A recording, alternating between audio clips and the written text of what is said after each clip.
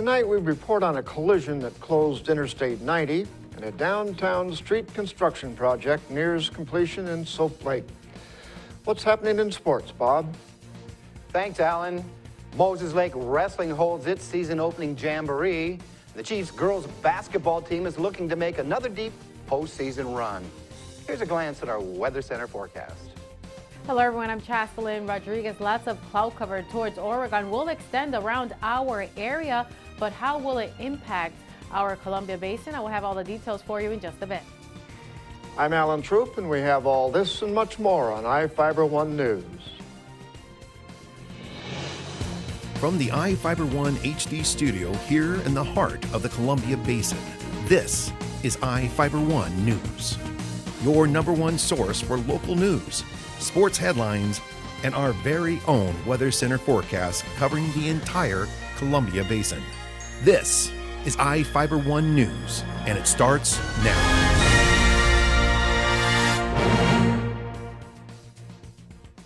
A man is serving a 6-year prison sentence after helping rob a Moses Lake convenience store last year. Daniel Gazka, a 19-year-old Moses Lake man, pleaded guilty in Grant County Superior Court to robbery and possession of heroin. Judge John Antos sentenced Gazka to 6 years in prison. Gazka allegedly helped Cruz Vasquez, a 21-year-old Moses Lake man, rob Junior's Economart on West Broadway Avenue in November 2013. Vasquez remains charged with 2 counts of robbery in the first degree for the Junior's Economart robbery and a robbery the day before at Toad's Astromart on Pioneer Way. Police reportedly discovered Gazka was involved with the second robbery after an informant told a sheriff's deputy a man named Chops was somehow involved, according to Moses Lake Police. Investigators linked the nickname to Gazka, who had been staying at a Moses Lake motel. After a tip about a black revolver in a Moses Lake motel room, police found Gazka along with 2 other people in the room. Officers also found heroin and a .38 caliber revolver in the room.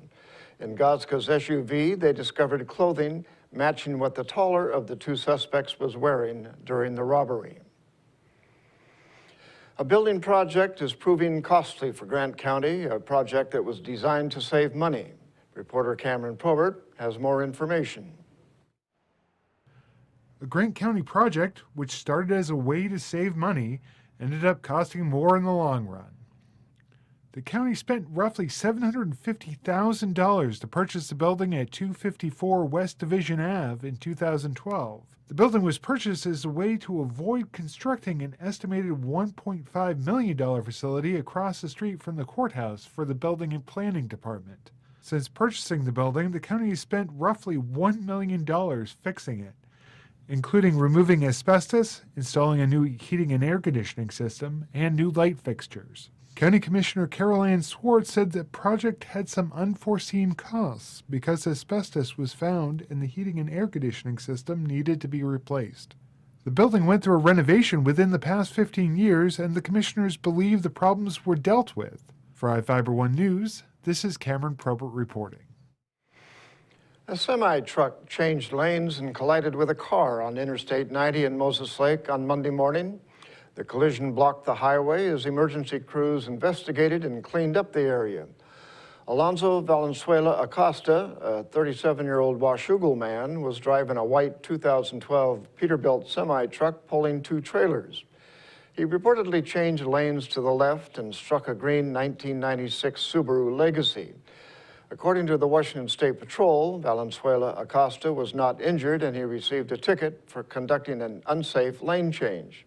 Paul Tebb, a 37-year-old Vancouver, British Columbia resident, was driving the Subaru and was not injured in the collision.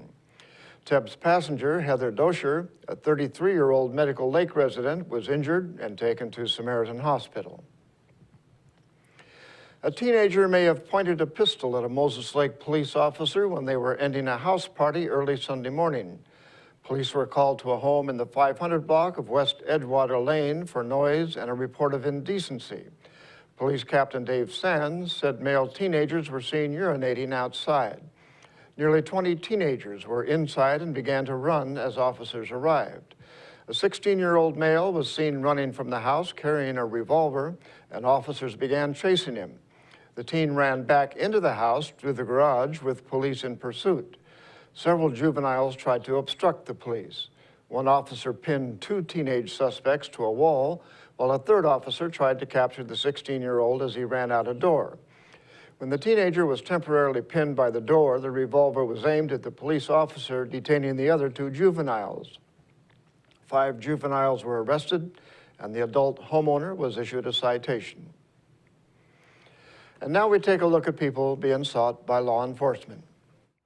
This is Sheriff Tom Jones with the Grant County Sheriff's Office. Each of the people you see here have a warrant for their arrest.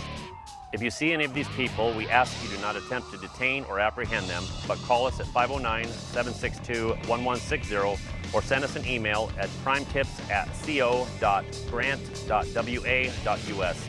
If the person is presenting a danger, call 911. With your help, we can bring these people to justice and make our community safer.